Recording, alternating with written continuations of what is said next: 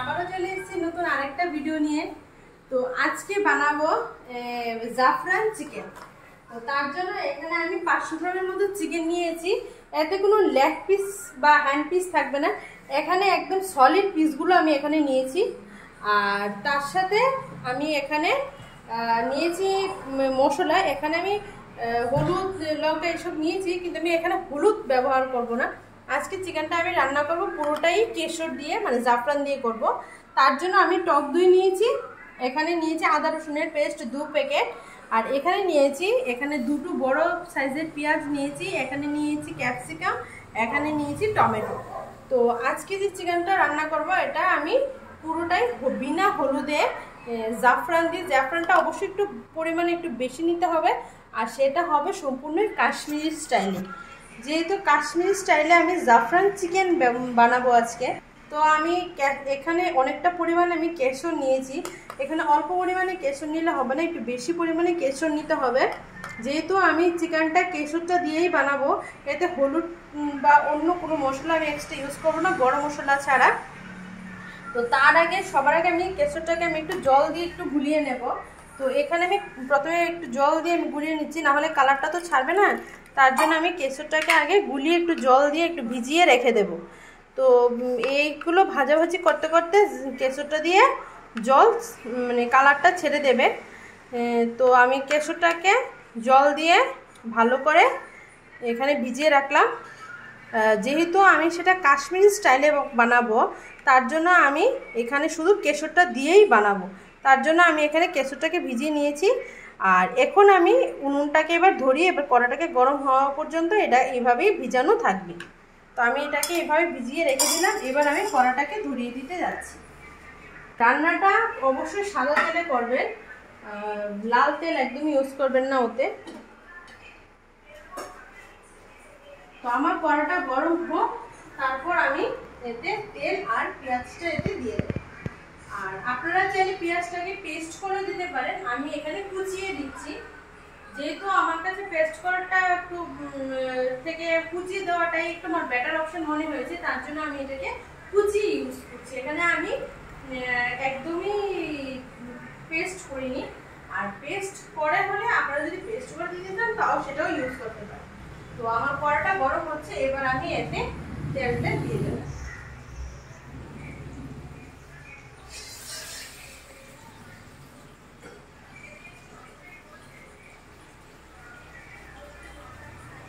হয়ে গেছে, এবার আমি তেলটা দিয়ে দিচ্ছি। তেলটা দেখে নিন, এইটুকুনি পরিমাণে তেল দেবেন, এর থেকে বেশি তেল দেবেন না।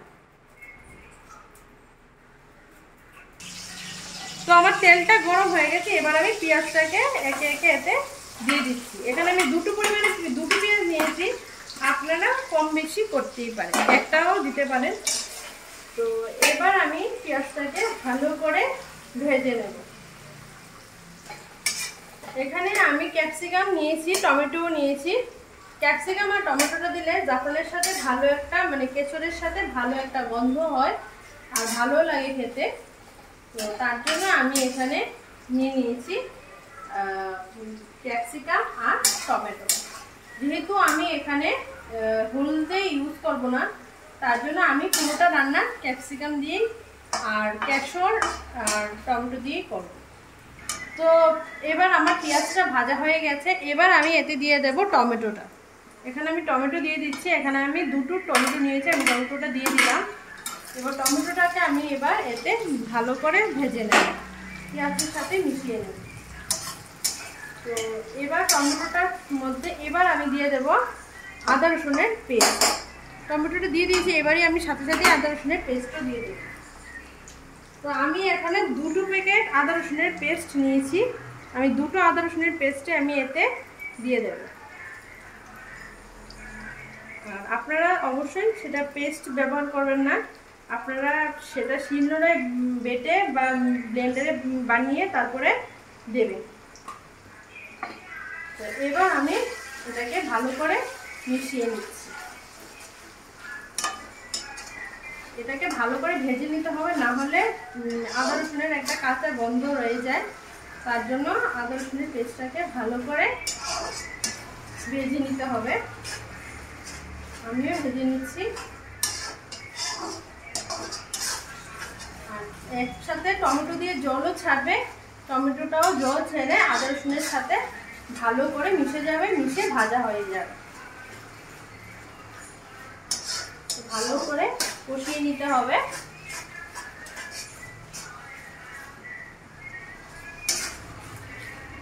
এবার আমি এতে একটু দিয়ে দেব সামান্য পরিমাণ লবণ। তো আমি এখানে 1 চামচের মতো লবণ আমি এখানে দিয়ে দিচ্ছি। এবার এটাকে আমি ভালো করে আবার মিশিয়ে দেব, কিন্তু এতে হলুদ দেব না। আপনারা মনে রাখবেন এতে হলুদ যেতে না দেওয়া হয়, হলুদ দেবেন। যেহেতু আমি এতে কেশর দেব, তার জন্য আমি এখানে হলুদটাকে আমি স্কিপ করে দিলাম।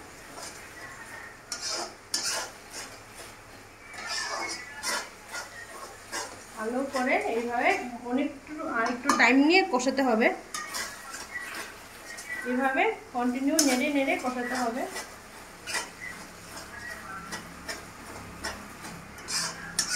দেখুন জল ছাড়ছে টমেটোটা দিয়ে, আর ভাজাও হচ্ছে।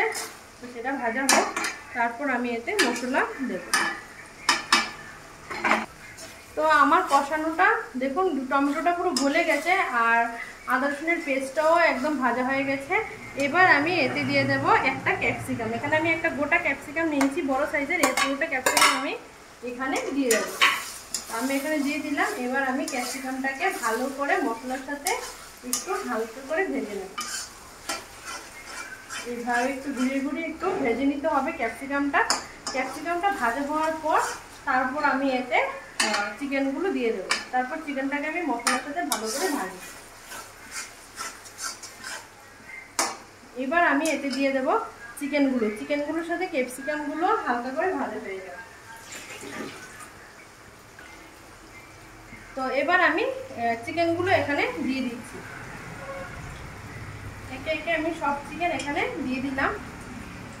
তো আমি এবার চিকেনটাকে ক্যাপসিকাম আর টমেটো এই সব কিছুর সাথে মশলার সাথে ভালো করে আমি মিশিয়ে নেব। এইভাবে একটু টাইম নিয়ে একটু ধৈর্য ধরে ভালো করে ভেজে নিতে হবে। আমি কিন্তু এখানে মশলা এখনো দেইনি, মশলাটা দেবো পরে। আগে সেটাকে আমি ক্যাপসিকাম টমেটো এগুলোর সাথে ভালো করে আগে রান্নাটা করে নেবো। আমি মিশিয়ে নেব, ভেজে ভেজে ভালো করে মিশিয়ে রান্নাটা করে তারপরে গিয়ে আমি এতে মশলা আর দই জাফরান এগুলো পরে ইউজ করবো। আগে আমি এবার এটাকে ভালো করে এইভাবে কষিয়ে নিচ্ছি। একদমই জল থাকবে না, যতক্ষণ চিকেন দিয়ে জলটা ছেড়ে না ভালোভাবে কষিয়ে নিচ্ছি ততক্ষণ পর্যন্ত আমি এতে মশলা ব্যবহার করব না। এটাকে এইভাবে ভালো করে ভেজে নিতে হবে মশলার সাথে, পুরো জল ছাড়া পর্যন্ত। যতক্ষণ না জল থাকে ততক্ষণ পর্যন্ত কিন্তু এতে কোনো প্রকার মশলা দেওয়া যাবে। তো এবার চিকেনটাকে একটু এরকমভাবে রেখে দেবো, যেহেতু আমার মেশানোটা হয়ে গেছে। এবার আমি এটাকে এভাবেই রেখে দেবো, রেখে তারপর একটু পরে আমি গিয়ে এটাকে তো আমার চিকেনটা দিয়ে অনেকটা পরিমাণে জল ছেড়েছে। এবার আমি চিকেনটাকে একটু নাড়িয়ে দেবো নিচে দিয়ে, যাতে তলায় না ধরে যায়। তো আমি এবার চিকেনটাকে নাড়িয়ে দিচ্ছি। দেখুন কি সুন্দর একটা কালার এসছে আর সুন্দর একটা স্মেলও এসছে। তো এবার আমি এতে একে একে একটু মশলা হালকা হালকা দিয়ে দেবো। তো আমি এবার মশলাগুলো দিয়ে দিচ্ছি। তো এখানে কিন্তু আমি জিরে পাউডার একদমই আমি ইউজ করবো না, কারণ জিরের যে গন্ধটা উঠে সে চিকেনটাতে একদমই যাবে না। তো এর জন্য আমি সামান্য পরিমাণ একদম অল্প চামচ, ছোটো চামচের 1 চামচ আর বড় চামচের 1/2 চামচ শুধু ধনে আমি শুধু দিয়েছি। আর দিব শুধু এখানে লঙ্কা গুঁড়ো আমি এখানে 1 চামচের মতো এখানে দিয়ে দিলাম। আর আমি এতে দেব সামান্য পরিমাণে এখানে গরম মশলা এখানে দিচ্ছি 1 চামচের মতো। একটু গরম মশলা লাগবে, 1 চামচ থেকে একদম কম একটু গরম মশলা দিয়ে দিচ্ছি। আর দিয়ে দিচ্ছি 1/2 চামচের মতো চিকেন মশলা। যেহেতু চিকেন, এতে চিকেন মশলা না দিলে হবেই না। বাস, আমি আর এখানে কোনো মশলা আমি আর ইউজ করলাম না। এখানে আমি হলদেও দিলাম না আর জিরেও দিলাম না। এবার আমি এটাকে ভালো করে এরকম করে একটু কষিয়ে নিচ্ছি। এখানে জলটা ছেড়েছিল, তার জন্য আমি এখানে আর এক্সট্রা জল আমি ইউজ করলাম না। আমি এই চিকেনের জল দিয়ে আমি চিকেনটাকে কষিয়ে নিয়েছি। যেহেতু আমি এখানে টক দই দেবো, তারপর কেশর দেব, তো তার জন্য আমি এখানে আর জল আমি ইউজ করলাম। এইভাবে ভালো করে চিকেনটাকে কষিয়ে নিতে হবে। তো এইবার এটাকে একটু এইভাবে একটু হতে দেব, ততক্ষণে আমি দইটাকে একটু কেটে নেব। আমি এখানে 1 প্যাকেট দই নিয়েছি। আমি 1 প্যাকেট দই পুরোটা নিতে দেবো না, একদমই হাফ বাটির মতো দেব। তো আমি এবার দইটাকে প্যাকেটে কেটে নিলাম। বাস, আমি আর এতে আর দই দেবো না, এটা ঠিক এতটা পরিমাণেই দই দেব, বাকিটা দই আমি রেখে দিলাম। এবার আমি আবার চিকেনটাই যাব। আর যেহেতু আমার এখানে দেখুন কেশরটা খুব সুন্দর একটা কালার ছেড়েছে কেশরটা দিয়ে, তো এবার আমি চিকেনটাকে দেখছি কত। এখানে দেখুন চিকেনটা দিয়ে খুব সুন্দর তেল ছেড়েছে। এবার আমি এটাকে ভালো করে আরেকটু কষিয়ে নেব চিকেনটা সেদ্ধ হওয়ার জন্য। যেহেতু চিকেনটা আরেকটু সেদ্ধ হবে, তার জন্য চিকেনটাকে আরেকটু ভালো করে কষিয়ে নেব সেদ্ধ হওয়ার জন্য। আপনারাও কিন্তু একটু ধৈর্য ধরে অবশ্যই চিকেনটাকে ভালো করে একটু কষিয়ে নেবেন। আর টমেটো, ক্যাপসিকাম এগুলো একটু ভালো করে সেদ্ধ করে নেবেন। টমেটোটা তো গলে গেছে, কিন্তু ক্যাপসিকামটা আমরা জানি যেহেতু ক্যাপসিকামটা একটু শক্ত হয়, তার জন্য ক্যাপসিকামটাতে একটু টাইম লাগে। তো আপনারা একটু ধৈর্য ধরে চিকেন আর ক্যাপসিকামটাকে ভালো করে একটু সেদ্ধ করে নেবেন। আর এতে আমি আবারও বলছি, এতে হলুদ, জিরে দেবেন না। আর মশলার মধ্যে শুধু ধনে, তাও একদম অল্প পরিমাণে দেবেন, কারণ এতে বেশি মশলা একদমই যায় না। এখানে অল্প অল্প মশলা দিয়েই রান্নাটা করতে হয়। তো দেখুন এখানে আমার অনেকটা পরিমাণে জল ছেড়েছে। সেই জলটা যখন একদম শুকিয়ে একদম কষে যাবে, তারপর আমি এতে দই আর জাফরানটাকে দেব। আর আপনারা যখন রান্না করবেন তখন অবশ্যই একটু পরপর এইভাবে একটু নাড়িয়ে দিতে হবে, না হলে কিন্তু নিচে লেগে যাবে। আর একদম একটা জলা জলা গন্ধ চলে আসলে আর ভালো লাগবে না। এরকমভাবে ভালো করে একটু চিকেনটাকে কষিয়ে নিতে হবে। তো আমি দেখুন তেলটা কীরকম ছেড়েছে, এবার আমি আরেকটু নাড়িয়ে দিলাম। আর আমি কিন্তু এখানে এলাচ, লং, কাঠদানা, তেজপাতা এতে কোনো কিছুই আমি দিইনি, শুধু পেঁয়াজ দিয়েছি, আর কোনো কিছু দিইনি। কিন্তু অন্য কোনো মশলাই এতে দেবেন না। আমি যে মশলাগুলো দিয়েছি ঠিক এই মশলাগুলো এতে দেবেন, এতে কিন্তু অন্য রকমের টেস্ট আসবে। এটা কিন্তু আমি পুরোটাই কাশ্মীরি স্টাইলে বানিয়েছি। এটা কিন্তু আমি আমাদের যেরকম বেঙ্গলি স্টাইলে বা কেরালা স্টাইলে কিন্তু আমি একদমই বানাইনি। এটা আমি পুরোটাই কাশ্মীরি স্টাইল চিকেন বানিয়েছি। তো এবার আমার দেখুন এই জায়গাতে অনেকটা জল ছেড়েছে। এবার আমি দিয়ে দেব দইটা।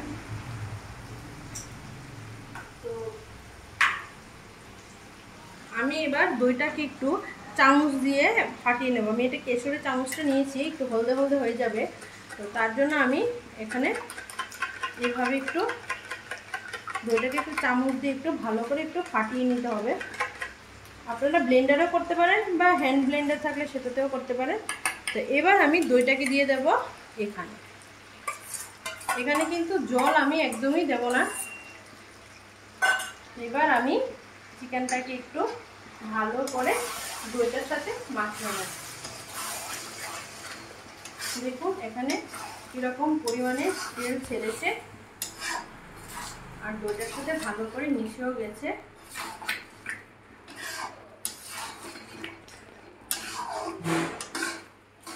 একদম ভালোভাবে মিশে গেছে। এইভাবে একটু একটু হতে দেব। যখন দইটা একদম চিকেনের সাথে জলটা ছাড়িয়ে মিশিয়ে যখন সাইড দিয়ে যখন তেল ছাড়বে, তখন গিয়ে আমি এতে আরেকটু কষিয়ে নামানোর আগে আমি কেশরের যে ভিজিয়ে রেখেছি যে কেশরটা, আমি সেই কেশরটা উপর দিয়ে আমি একটু দিয়ে তারপরে নামিয়ে নেব। এতে কিন্তু আমি এক্সট্রা কোনো গরম মশলা আমি ইউজ করিনি। আমি যা যা দিয়েছি ঠিক এই মশলাগুলোই দেবেন। আর এখান থেকে ফ্লেভারটা শুধু কেশরেরই আসবে, অন্য কোনো ফ্লেভার এখান দিয়ে আসবে না। আমি আরেকটু কষিয়ে নিচ্ছি।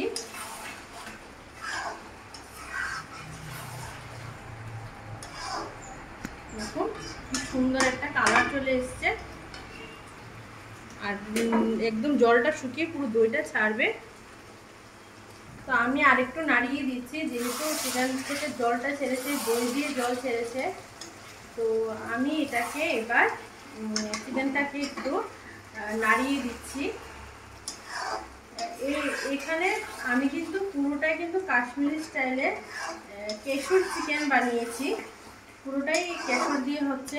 লাস্টেরটা আমি যখন নামাবো তার আগে আমি ভিজানো কেশরটাকে আমি এখানে দিয়ে দেব, যাতে ফ্লেভারটা পুরোটাই কেশরে আসে। আর এবার জলটা আরেকটু শুকিয়ে যখন দই দিয়ে একটু তেলটা ছাড়বে তখন গিয়ে আমি সেই কেশরটাকে এখানে দেব। তো এখানে কিন্তু আরেকটু জল ছাড়বে, সেটা এখানে দেখাই যাচ্ছে যে এখানে এখনো জলটা কিন্তু ছাড়েনি, এখনো আরেকটু জল ছাড়বে। যখন জলটা ছেড়ে জলটা ছেড়ে শুকিয়ে তেলটা ছাড়বে, ঠিক তারপর গিয়ে আমি এখানে কেশরের জলটা আমি এখানে দিয়ে দেব।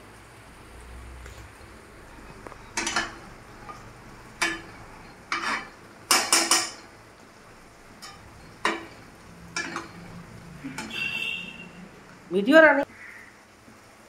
তো দেখুন কি সুন্দর একটা কালার চলে এসছে। আমি কিন্তু এখানে হলুদ দিইনি, তারপরে এখানে একটা খুব সুন্দর একটা কালার চলে এসছে, লাল লাল কালার। আর এখানে সাইডে দেখুন কি সুন্দর তেল ছেড়েছে। এবার আমি এটাকে চিকেনটাকে একটু ভালো করে নাড়িয়ে দেব, এভাবে একটু উপর নিচ করে নাড়িয়ে দেব। এখানে জল দেওয়া তো যাবেই না, তার জন্য ওই যে দইটা দিয়েছিলাম, দইয়ের থেকে জলটা ছেড়েছি। এবার এটাকে ভালো করে এরকম করে মানে খুন্তিটাকে নিচে রেখে চাপা দিয়ে পুরোটাকে এইভাবে করে ঘুরিয়ে নিতে হবে। তো এবার আমি এখানে দিয়ে দেব সেই কেশর ভিজানো জলটা। তো আমি এখানে কেশরটা ভিজিয়ে রেখেছিলাম, আর এখানে দেখুন কি সুন্দর একটা কালার এসছে। এবার আমি কেশরের সেই জলটাকে শুধু নেব, কেশরটাকে আর দেবো না, শুধু কেশরের জলটাকে শুধু আমি এখানে চিকেনের মধ্যে দিয়ে দেব। এখানে দেখুন কেশরটা দিয়ে পুরোটা জল কিন্তু ছেড়ে দিয়েছে। এবার আমি এটাকে, তো এবার কেশর ভিজানো জলটাকে আমি এবার চিকেনের মধ্যে দিয়ে দেব। তো এখানে দিয়ে দিচ্ছি কেশর ভিজানো সেই জলটা। দেখুন কি সুন্দর একটা কালার, পুরো লাল হয়ে গেছে কেশরের জলে। এবার এটাকে ভালো করে এইভাবে একটু মিশিয়ে নেব। দেখুন কি সুন্দর একটা কালার এসছে। এটা কিন্তু পুরোটাই কাশ্মীরি স্টাইলে চিকেন।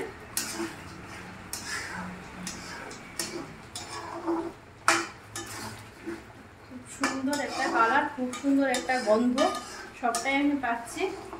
আপনারা এইভাবে একবার ট্রাই করে দেখবেন, খুব সুন্দর হয় রান্নাটা, আর খুব ভালো একটা কালার আসে, আর খুব ভালো একটা সুন্দর একটা গন্ধ আসছে। আপনারা অবশ্যই কেশরটা যখন দেবেন তখন কেশরটা একটু বেশি পরিমাণে দেওয়ার চেষ্টা করবেন, কারণ এখানে অল্প কেশর দিলে হবে না। যেহেতু এখানে কেশর চিকেনই আমি বানাচ্ছি, জানি কেশরের দাম একটু বেশি, তারপরও আপনারা অনলাইন থেকে নেবেন তাহলে অবশ্যই একটু কম দামে পাবেন কেশরটা। দোকানে একটু, প্রথম কথা দোকানে অ্যাভেলেবেল থাকেও না, আর কেরালাতে তো অ্যাভেলেবেল নেই, দোকানে পাওয়াই যায় না। তো আমি শপিং মল দিয়েই এনেছি। তো আপনারা চাইলে অনলাইনে অর্ডার করে আনতে পারেন। আর অবশ্যই রান্নাটাতে কেশরের পরিমাণটা একটু বাড়িয়ে দেবেন, না হলে কিন্তু চিকেনটা আমার মতো হবে না, ভালো লাগবে না। রান্নাটা হবে কিন্তু কেশর চিকেনটা হবে না আর কি। তো অবশ্যই রান্না যখন করবেন আপনারা কিন্তু কেশরটাকে একটু বেশি পরিমাণে আনবেন।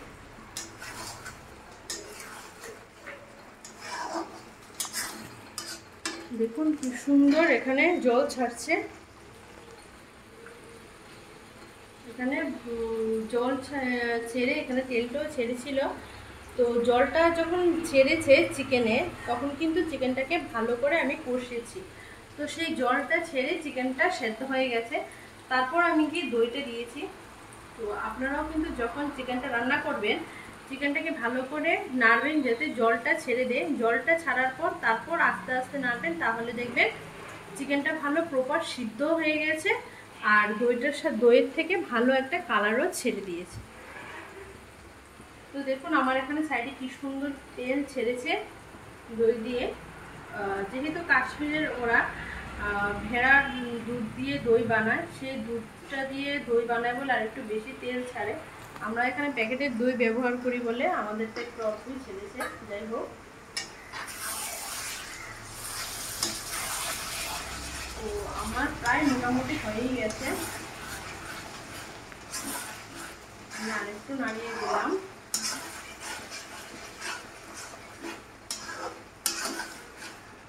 দেখুন কি সুন্দর একটা কালার ছেড়েছে।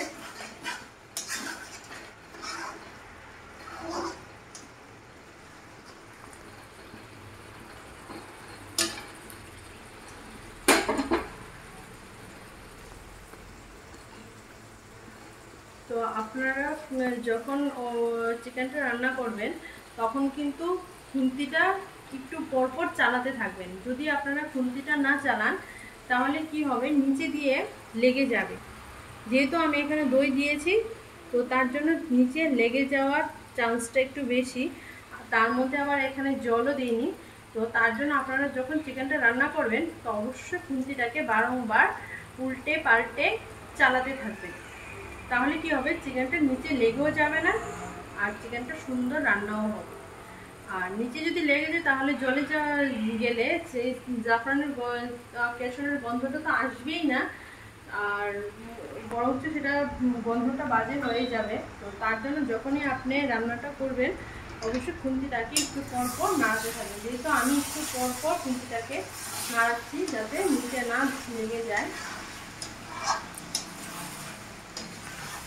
আমার রান্নাটা হয়ে গেছে, এবার আমি গ্যাসটাকে বন্ধ করে দেব। তো আজকের জন্য টাটা, আবার দেখা হচ্ছে নতুন আরেকটা ভিডিওতে।